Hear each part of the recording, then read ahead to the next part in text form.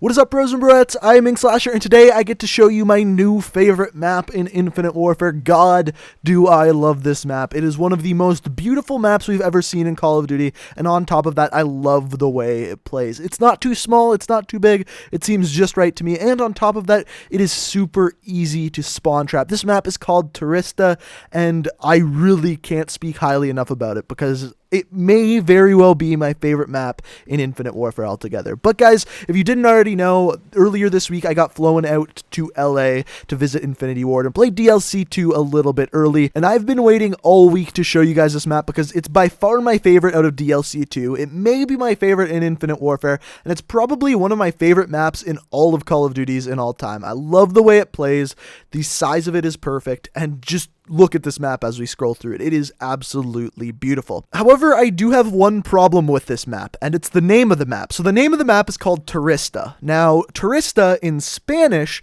means tourist in English, and that makes sense because this map is kind of like a beautiful island is almost what it looks like.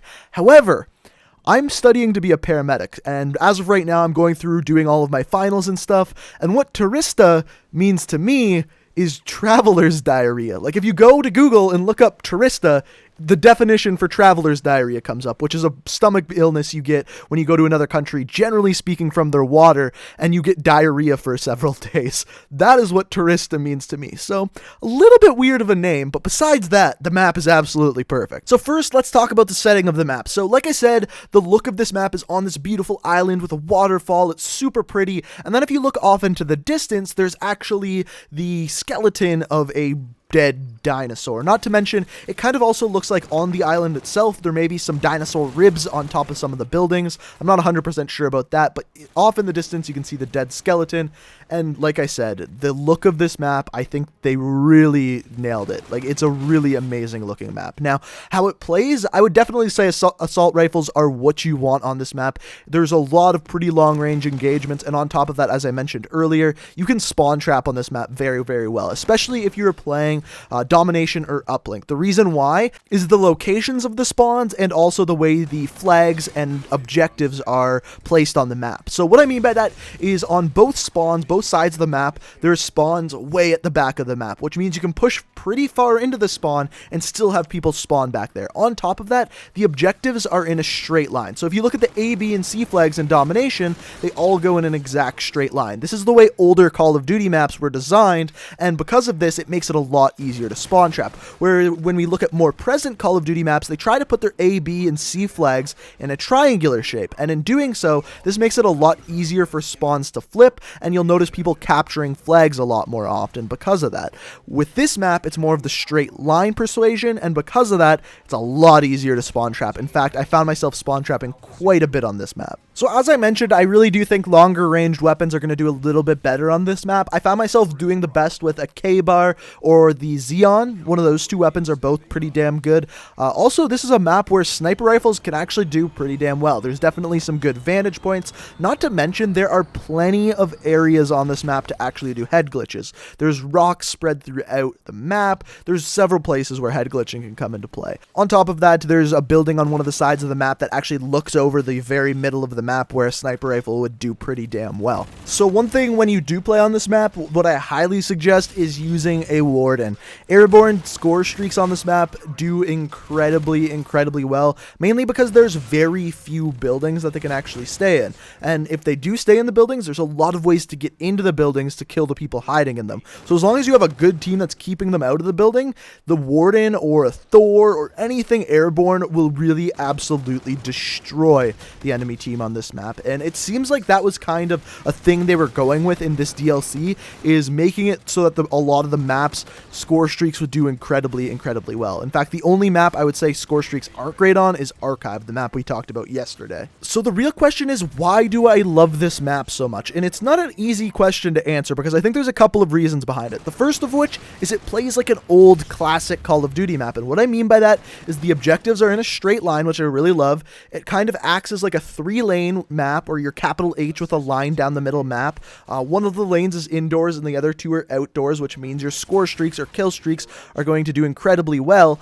But most importantly, the way you navigate the map is so important on this map because there's so many areas where you can head glitch that you have to know the best head glitches in order to get an advantage on your enemies, because if not, they're going to be in a head glitch and take you out pretty damn easily. So it's important the way you navigate the map. It feels good. It doesn't feel too big, and I think that's a thing that Call of Duty games have to be really careful with, because yeah, it's really fun to design this really massive, cool looking map, but if they make it too big, you're never going to see anyone and no one's going to want to play that map.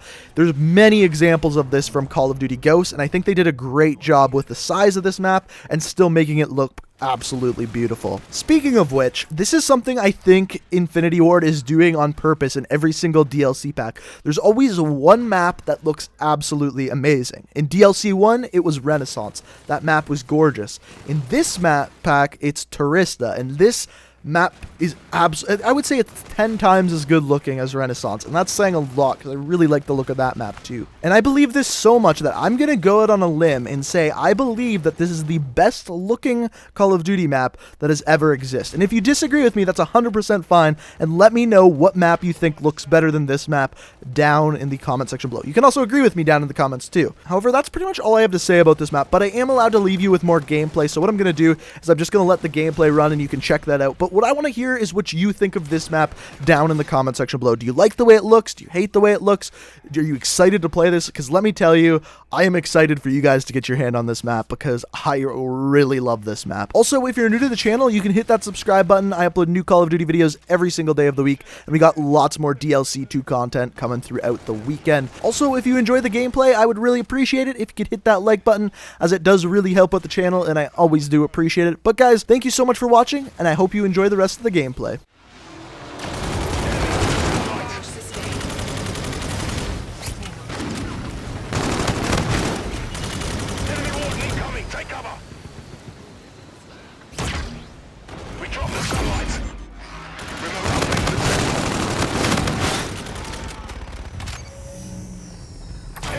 Satellite.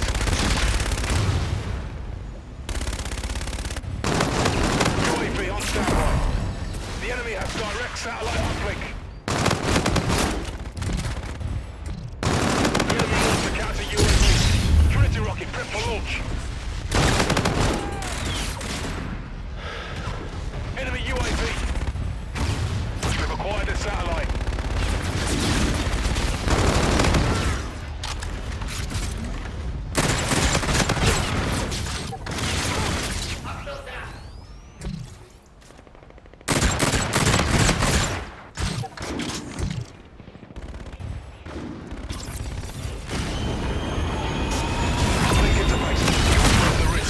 Position.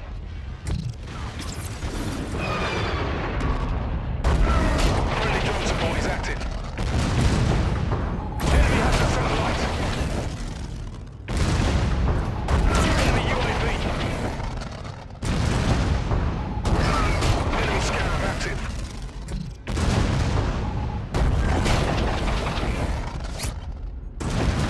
We dropped the satellite.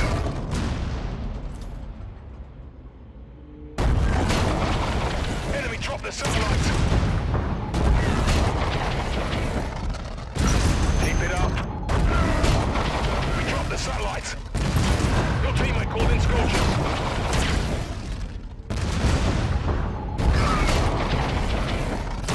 Our fleet interfaced. It was worth the risk.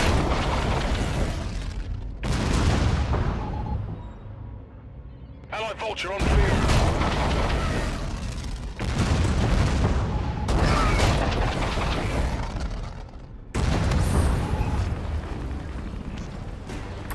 The satellite.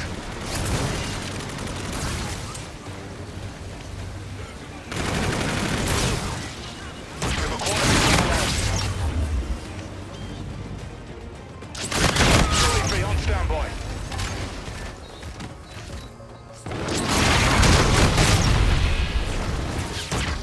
Friendly drone support is active.